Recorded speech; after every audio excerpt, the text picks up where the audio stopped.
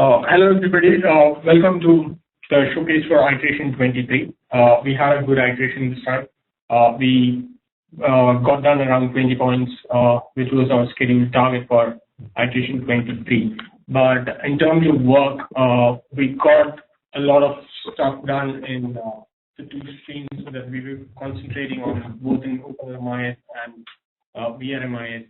So with respect to OpenLMIS, we had discussions about how should we go about doing the order file configuration, its generation. We also had detailed discussions on order routing and shipment processing. So these were stories that were both analyzed, and then we took up work on order file configuration and generation, which we would be showcasing to you this iteration. We also had work done on the consistency checker report.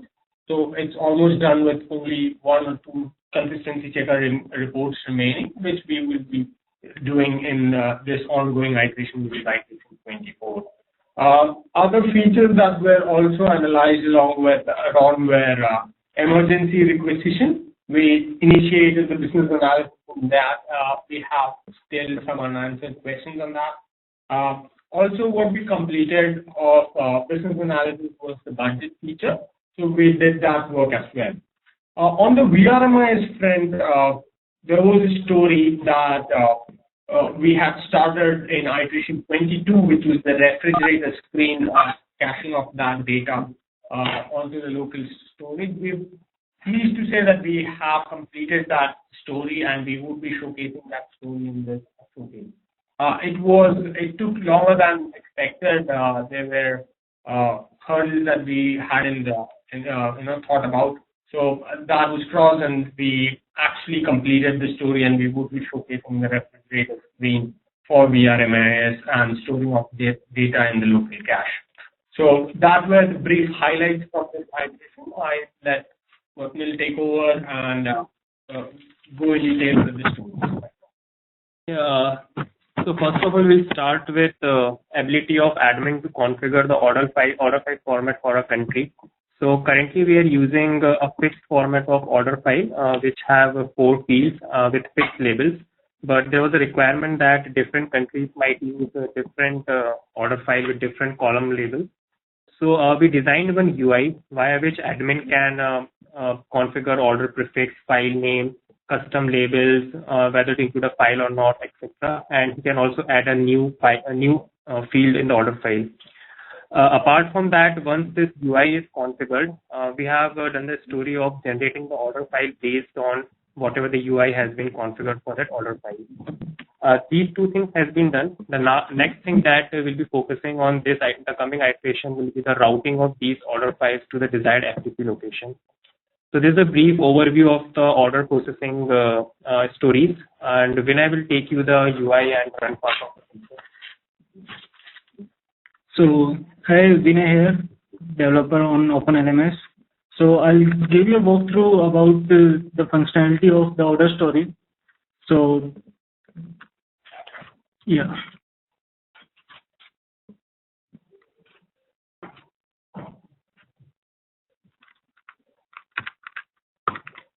I'll log in with admin.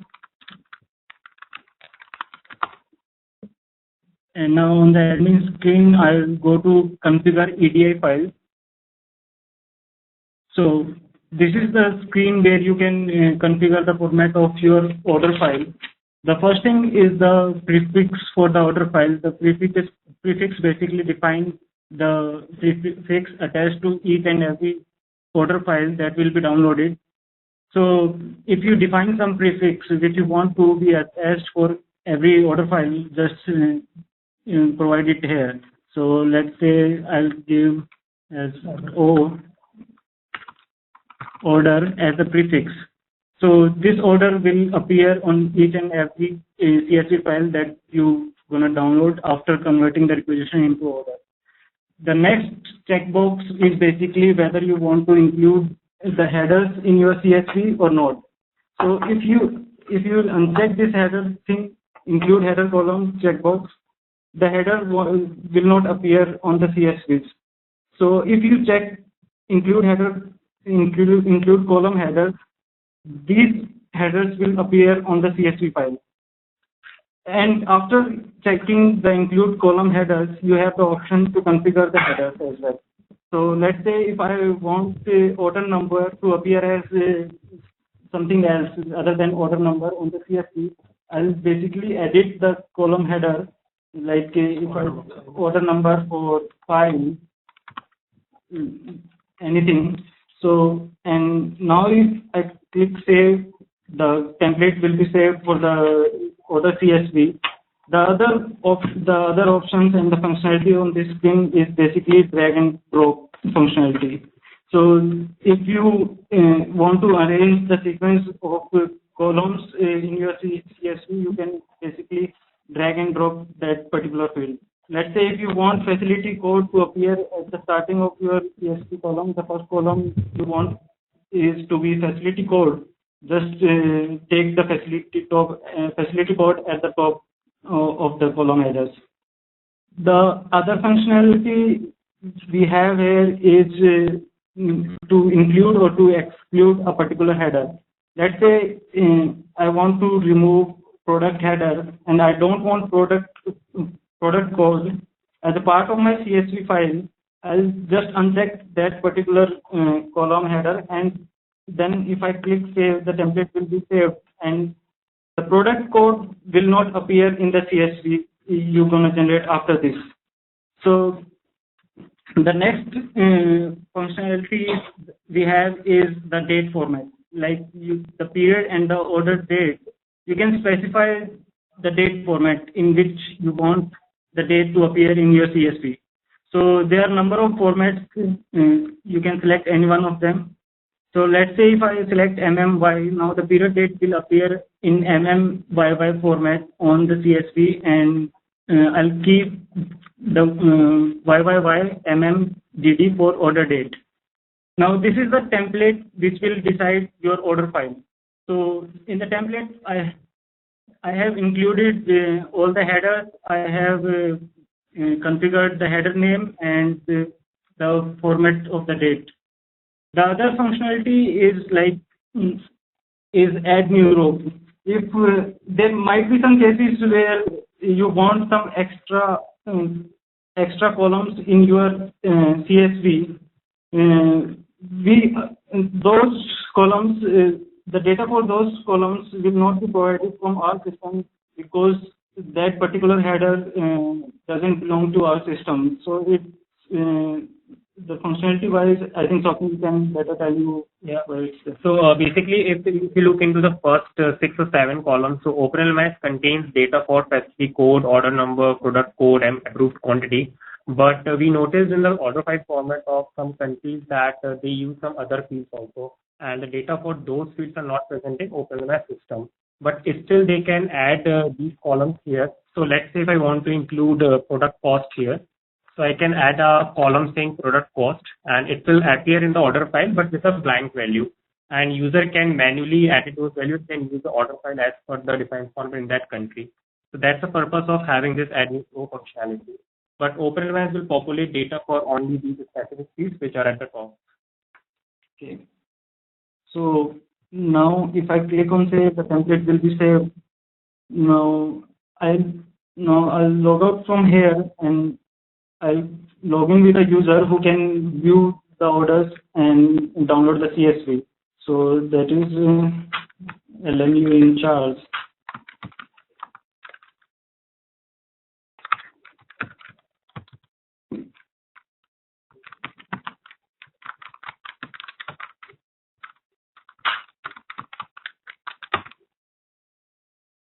Okay. So convert to order is already done. Yeah, I have an order which is already there.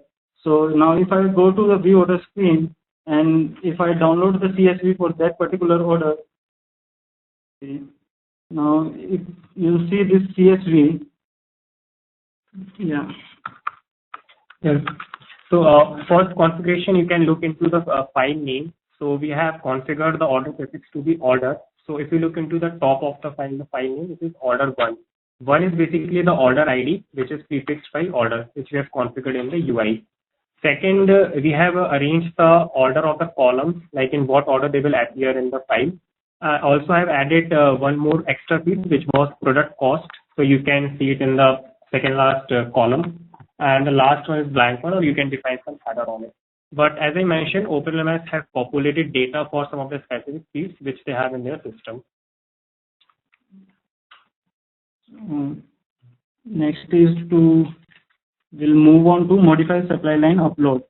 So the next story is basically modifying the supply line order. So earlier what we are having is we are allowing multiple warehouses for a node. So in that case, what would have happened is in routing the order files, we would have had two options, and then there would have been some kind of confusion on and we couldn't have figured out which warehouse should that particular order file should be routed. So in that case, we have modified our supply line upload, and now our system doesn't allow two warehouses attached to the same supervisory node for the combination of same supervisory node and the program. So basically now our program on a supervisory node will be attached to just one warehouse. So now we know where to route a particular order. And so that is the modification we did in our supply line upload. So now I'll showcase you that thing.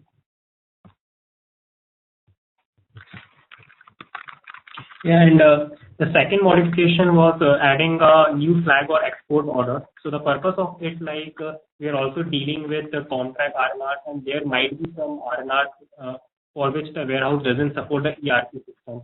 So for those warehouses, we have a flag which is export order. If this export order flag is true for a supply line or a warehouse, then all those orders will be routed to a defined FTP location. But if the export order flag is false, then those orders will be in OpenLMIS system, and in future we'll be designing one screen via which user can manually update the shipment details for those orders. So these were the two modifications that we made on our existing supply line upload. One is the validation on one warehouse per node per program, and second one, introduction of this new flag of export order. So now if I upload this file that is for the supply line, the file has been successfully uploaded. Now if I'll go back to the database,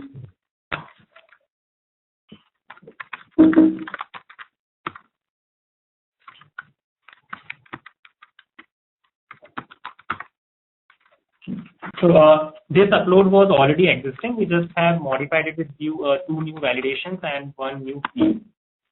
So, okay. So you can see here that we have introduced one more flag, and that is the export order flag. So that's it from this story. Now we'll move to another story that is also related to upload, and that is upload of FTP credentials for a particular facility, so or a warehouse. So in this, if I upload, so the purpose of this upload is basically if the export order flag for a supplier is true, which means all the orders which are mapped to that warehouse are supposed to route a particular ERP location, and for the purpose of which we need FTP credentials of that ERP system. So this upload basically introduces FTP credentials for all the warehouses which have their export order flag is true, using which all the orders from OpenLMIS will be routed to the defined FTP location. Okay, so now I have selected the facility FTP details file, and I have chosen that file. To do it once again, FTP. And if I select that file, CSV file, and now if I'll do an upload, the file is successfully uploaded, and this is showing that number of records created is 0 and number of records updated 1, because I have already updated this file once, and now I'm trying the same file to upload again That's why the record is updated and not created. So if I go back to the database, now you can see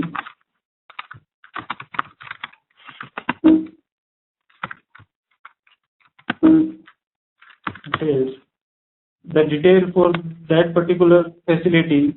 You can see the details of the FTP server. The server is localhost port number, then the username is FTP user, password, and the folder on that FTP server.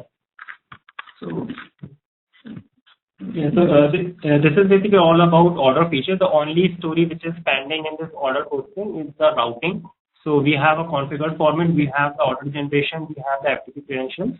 Now we just have to route these orders to this defined FTP location. So this story will be covered in the coming lecture. Okay. So next story is basically a VRMS story, that is the adding configuring refrigerator and recording facility data for refrigerator.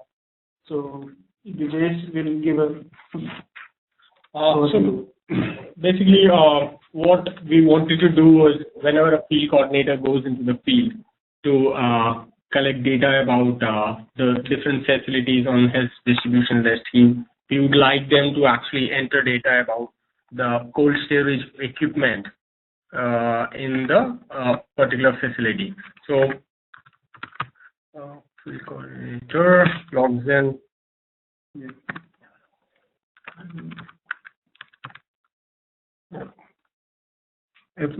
Code W. Okay, sorry.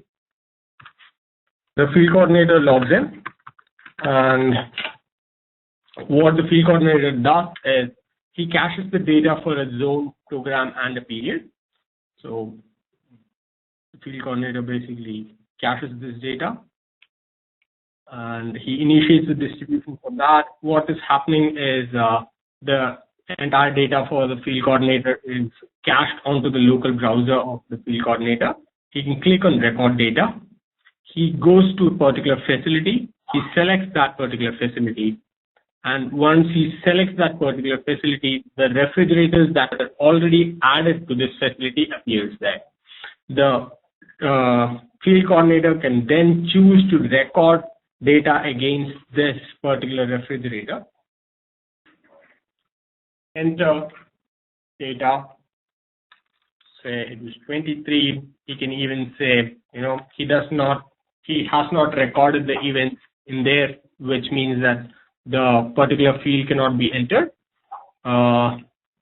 You can also notice that the yellow button on the side of the refrigerator, as soon as the field coordinator starts entering data, the red plot became yellow on both the refrigerator tab as well as on that particular refrigerator as well. So you fill in the data of all these, and then it turns into green. So there was one refrigerator in this particular facility, and all the data for that has been entered. So what we do next is we do a done on that, and that particular values are recorded for that particular refrigerator. Let's assume that the field coordinator finds another refrigerator in that facility in this script, so he is allowed to enter the brand, model, and serial number for that.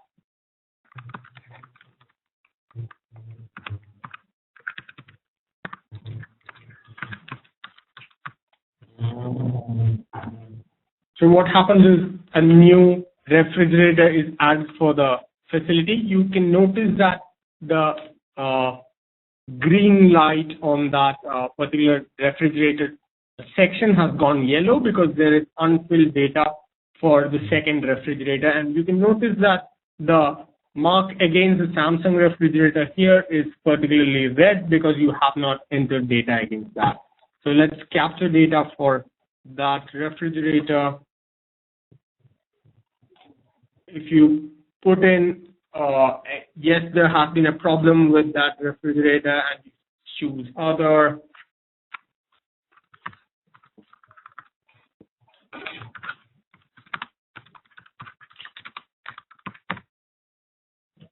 You put in data, completely fill that, it turns into green, and the refrigerator block also turns into green. And well, I should mention that all this data is currently stored in the local cache. We are going to play another story, which is a sync story, which will actually push all this data onto the OpenLMIS server. So currently, if we take this computer offline as well, this functionality is going to work wherein the user can basically fill in, add, delete, or record data against refrigerator. So that was the refrigerator story. You go to the next one. Yeah. So next, continuing the consistency feature. So in our previous iteration, we have showcased some of the consistency validation reports. This feature is all about just ensuring that the data is consistent in the system. So in this iteration, we have covered basically two validation stories. First one is checking that each requisition group is mapped to one supply line or a warehouse, so that orders can be routed to the desired location. Yeah. So currently we haven't developed the admin tool for this consistent story, so it's normal report. So Vinay has already uploaded the JRXML file for this validation tool, which is the first one, RG supply line. Okay. So I have already uploaded that particular report, and now if I click on the PDF view of that report, it will give.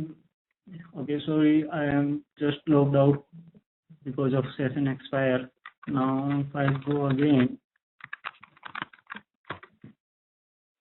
and on report, now if I click on PDF view, this will give me the list of all the programs which doesn't have.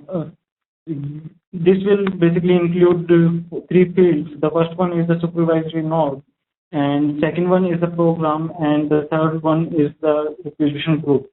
So these are basically the programs which doesn't have any warehouse attached to their supervisory node. So HIV is the program and which belongs to all the three requisition groups, and on node N1 is their top level supervisory node, and it doesn't have any warehouse attached to it. So this is all in this report. It basically gives you the list of all the programs which cannot be routed anywhere because they doesn't have a warehouse attached to their top supervisory node. So the next report was basically about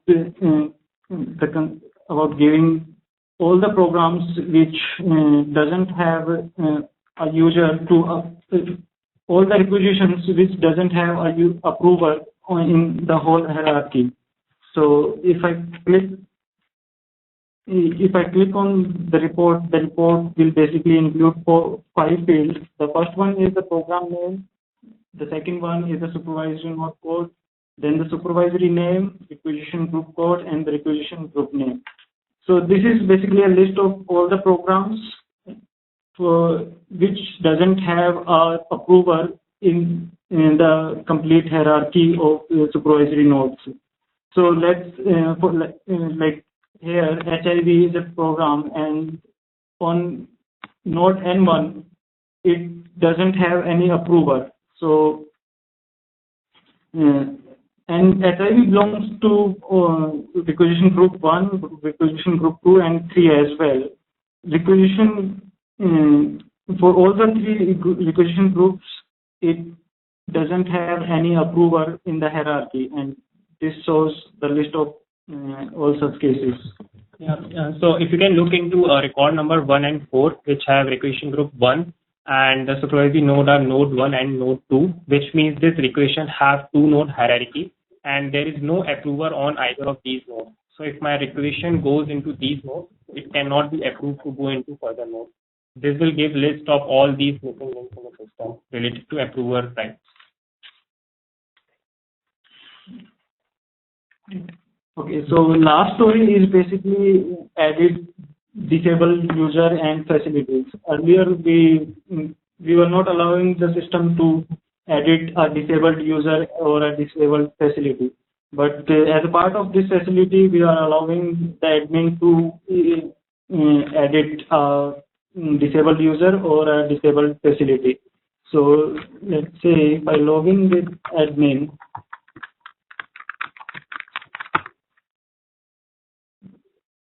and I go to manage facility, and if I select some facility, let's say facility 10A, now the facility right now is enabled, and let's say I disable the facility. Now the facility is disabled. Any changes as you can see, the form is not disabled. The admin still have the option to edit any of the field. So let's say if I just change the address for the facility, let's say go down India. So now if I click on save, the changes for that particular facility will be saved. Now if I go back to that facility, you can see the changes will be reflected back. Even if the facility was disabled, the admin still have the option to edit that particular facility. Same is the case with a user. If I go on a user and store in charge, okay. As you can see, this right now this user is enabled, and if I go and disable this user, the user still have an option to edit this thing. So let's say I enter a phone number here, and if I click on save, and now if I go back on the same user, you can see the desired changes are saved in the system, and those changes are reflected. So that's all as a part of stories. This was all, that was a part of what we did in this last iteration, which is iteration 23. We currently showcased all that features to you. If you have any questions on any of these stories that we have developed or have any suggestions, as usual, we would request you to please forward them to Ron, and we would analyze that and get it incorporated onto the system. Thank you very much.